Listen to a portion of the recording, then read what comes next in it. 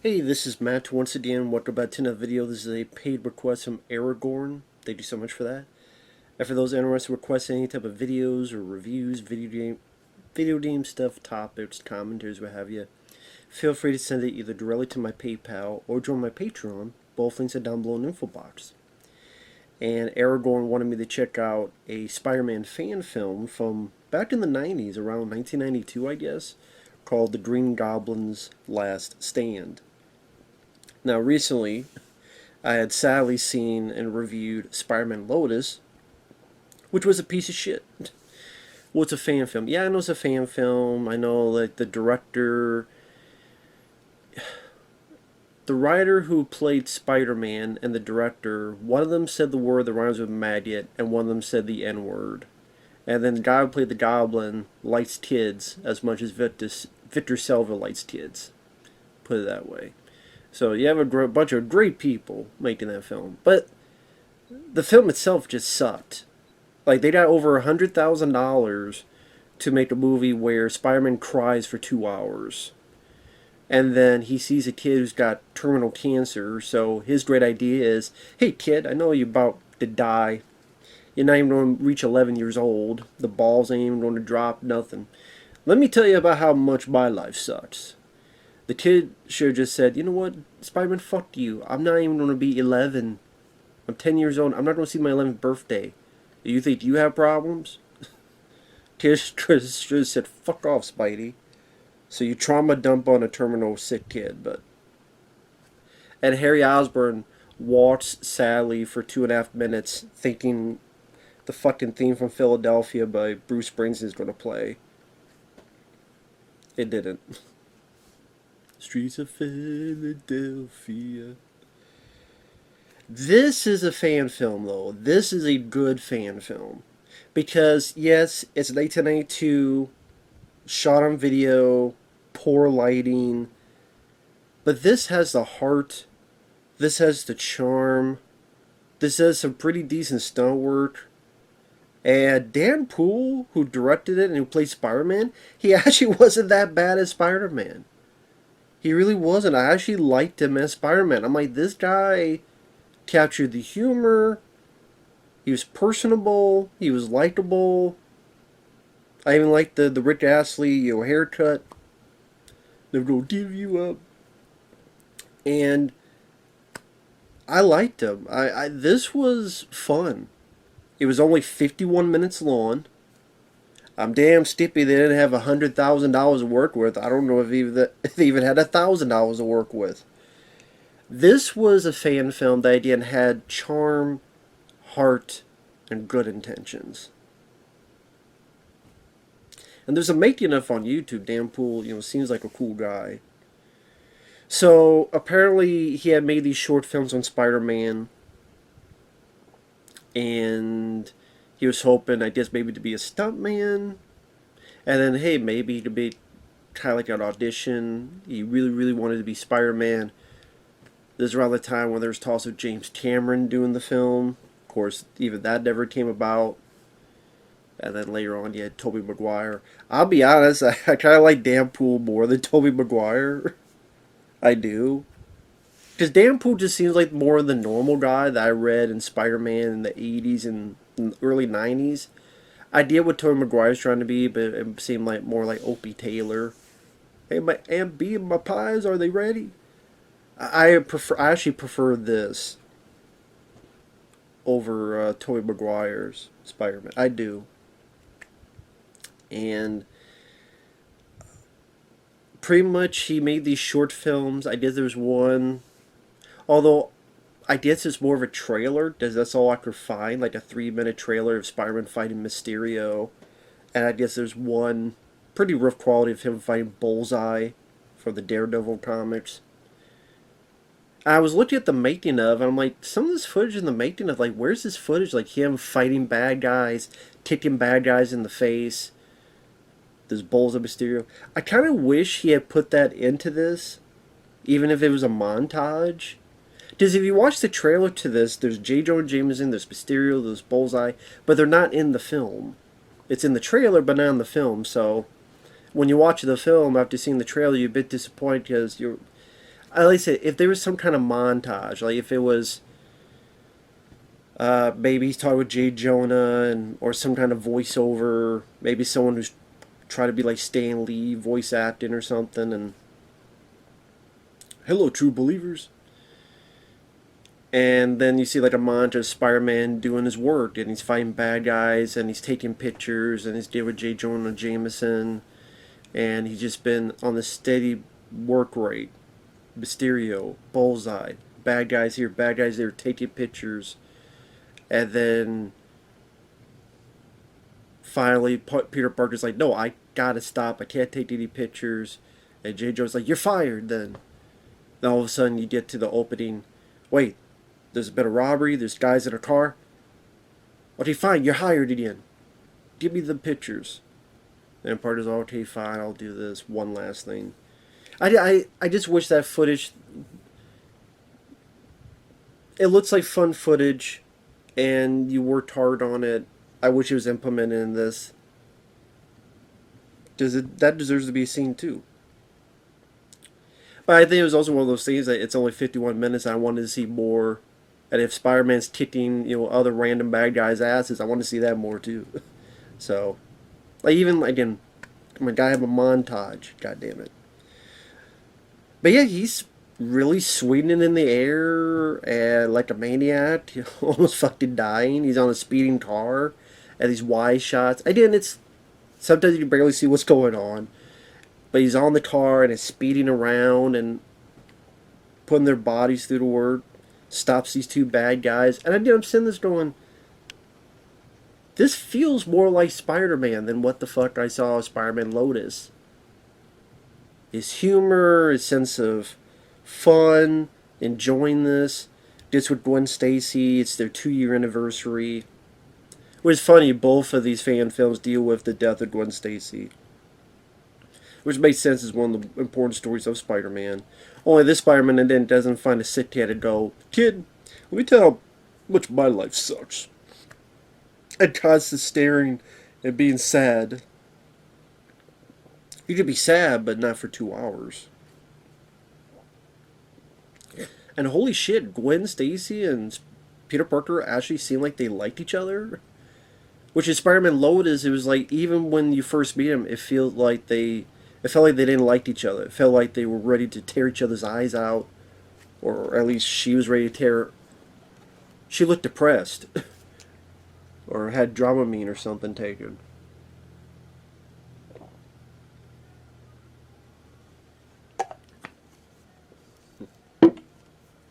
So did someone give you a Valium or something? Here at least is a bit more animated, and it does feel like they're a bit more in love. And like I said, Dan Poole, I actually did not mind his performance. You say it's a little bit rough around the edges, and with like a director, you could just a few tweets you did got it, but I liked him.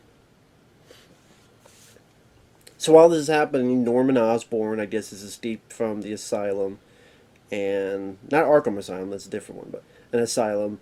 And I guess there was some warehouse chemical explosion, and he has amnesia.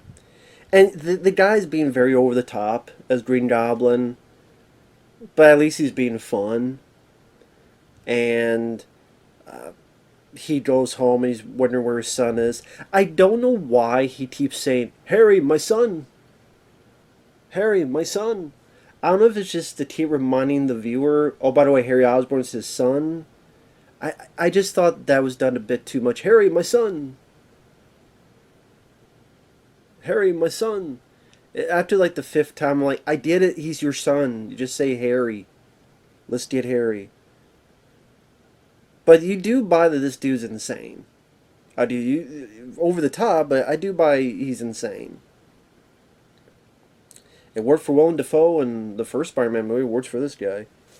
I did like the idea, too, that he kept seeing Spider-Man when he wasn't there. So he'll see Spider-Man in his house and run out, but Spider-Man isn't really there. And then there's these thugs, and they're trying to mess with him, but he visualizes one of them as Spider-Man, which makes him snap and beat the guy up. So I like that, to showcase more of Norman's insanity.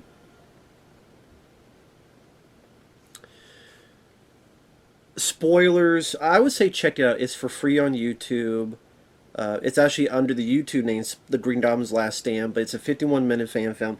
I think again this has some nice heart to it in terms of like, let's make a movie gumption with some bloody moments, some stunt work, pretty damn decent performance by Dan Poole.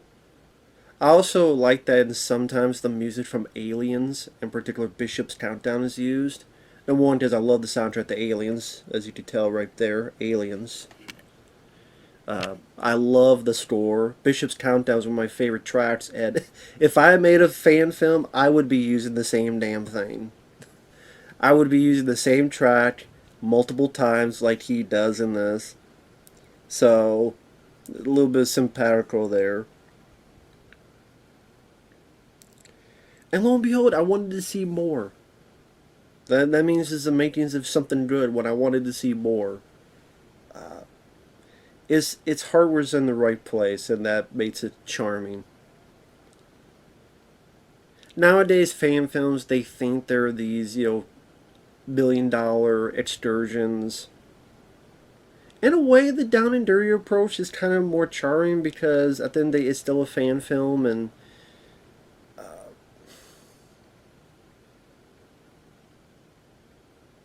do you want to be as shallow as some other like actual multi-million-dollar excursions, or do you want to have that down and dirty charm, but yet the bottom values right, and this is what this pretty much did. But spoilers, there's a bit where Norman goes to his burnt down warehouse. I do like the fact that it's all burnt down and charred to shit, but he walks in this one room, and then there's these perfectly clean, pristine plywood, no marks on it. They about as thin as a, I would say potato chip. I think potato chip's thinner than. Well, actually, I think potato chip's thicker than these things. Just perfectly like. So people checked out this warehouse that was burnt down, and no one noticed. This perfectly clean, and how come the fire didn't do any of this? But it had to be the case because that's where Green Goblin shit is at. And I actually didn't mind the mask. I gotta be honest, the mask of this looked better than in the first Spider-Man movie. Because this outfit Willem Dafoe wore looked like a Power Ranger villain. Here, the Green Goblin, you see his eyes, and it was definitely more comic accurate, and he just looked creepier. So, I definitely think it looked better than Spider-Man LOTUS. Here, I thought it looked pretty good. And like I said, Dan Pooh with the Spider-Man outfit. I mean, they did this shot where it looks like Spider-Man's climbing on the side of the building. I'm like, wow, that looks neat for such a low budget. And he's doing the Spider-Man poses, and Green Goblin gets Gwen Stacy. Fight ensues. I don't want to go into every detail. There's a bit where he's like pounding the shit out of Green Goblin's face in the pavement. I'm hearing like Aliens Bishop's Countdown. I'm like, oh, okay. Yeah, okay, I can approve of this. And the stuff like Goblin with all these weapons that put like fire to his face. I'm like, holy shit, Deadpool. If you're not careful, he could have been fucking blinded with this shit. It reminded me of kind of the fun charm of when I saw, what was it, those kids did the Raiders of the Lost Ark remake.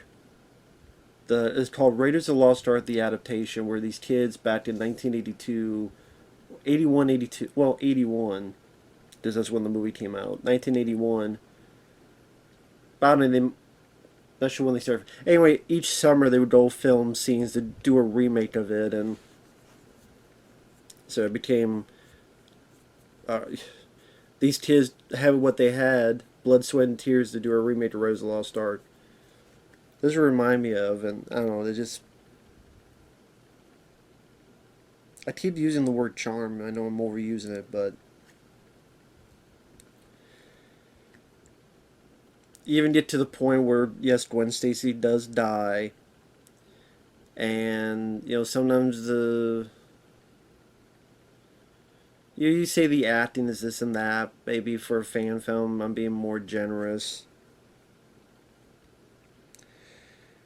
There's a big old fight during this warehouse where Green Goblin's like shooting all these fucking fireworks,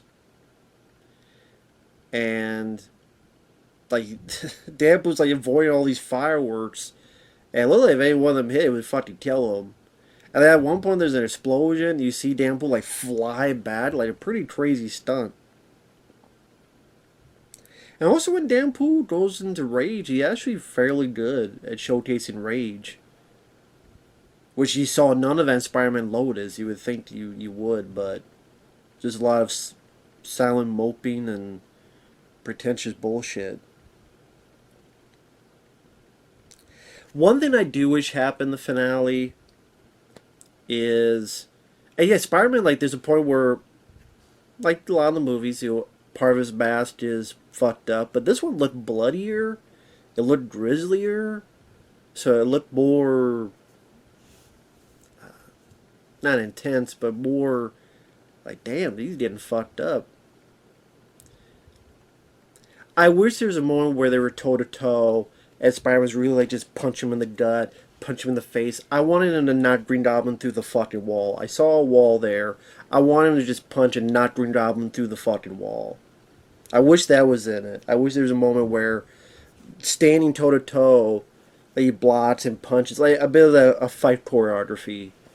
I wish there was a bit of fight choreography in that, where Spider-Man just did punching, uppercuts, back swing, just punch him through the fucking wall. I wish there was that little bit more added action to really, especially when you got Bishop's Countdown playing in the background. But I do like the bit where he takes the Green Goblin's glider and beats the shit out of it. You do this toy, and just fucking tears it apart. Like, fuck your business, son. Fuck your toy. He doesn't say fuck, but stick this toy up your ass. And there's a bit where he avoids, and also they do as good as they could to make it look like he's flying around. Granted, it was hard to do that, so the camera is pretty much high enough to not see the bottom of the glider, but also to have him move around. Let me say, I just see the heart on display in this, and that's crazy that Spider-Man LOTUS gets over $100,000, and other than the opening with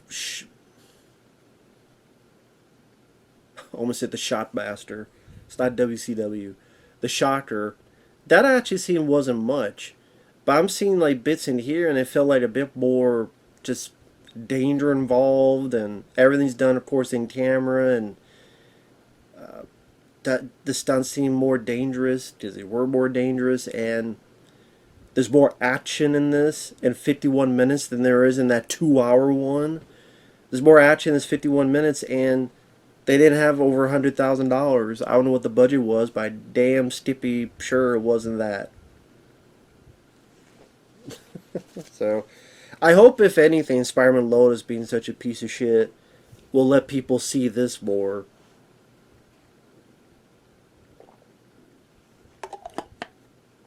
And Deadpool gets out of the way, and the Goblin gets impaled, and it's decently bloody. Pretty decently bloody, bloodier than you would think. And other music, I don't know if this is true. I heard some of the music was from Darkman as well.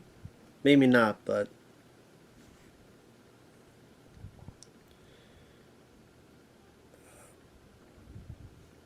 it ends with him at the graveside, and he's going to continue to be Spider-Man and go on from there.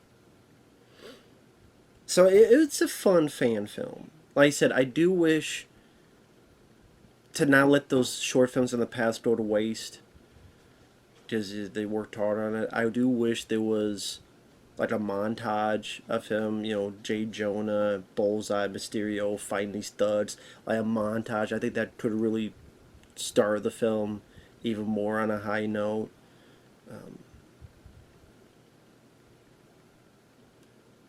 Gwen Stacy's hair is pretty crazy, but it was 1992, so I guess a lot of people had that kind of hair. I do wish at the end, Spider-Man, which is really, think of like Broken Arrow if you ever see the film. What Christian Slater does to John Travolta, just fucking beast of shit, uppercut, bat swing, just punch him through the fucking wall. I wish there was that moment in it. But overall, like I said, Deadpool was pretty damn decent in it. It went at a good enough pace. Some interesting ideas, like Norman seeing Spider-Man even though he's not really there. Some pretty neat stunts for such a low-budget affair. Captures more of the death of Gwen Stacy compared to... And maybe the acting is not A+, and the lighting at times is a bit hard to see. But these were what fan films were meant to be. That you could tell that the people are showing their love of the character. They're willing to do whatever it takes to get the shot. And goddamn, their spirit was in the right place. And it was fun to see. I think I had heard this fan film before, but this is the first time I finally got around to seeing it. So thank you, Spider-Man Lotus, because if I didn't review you, and you're a piece of shit, Aragorn would not have requested this, and then I would not have been able to see it, and now I got to see it, and it was fun. I liked it. So, I wish, again, those other short films, because like I said, there's a making of, and it seemed like there's a lot of footage he had shot and other stuff. I wish that was, again, either implemented in this or showcase more, or really extended cut. Extended cut. But with that said, thanks for watching. Take care. We'll see you later. Bye-bye.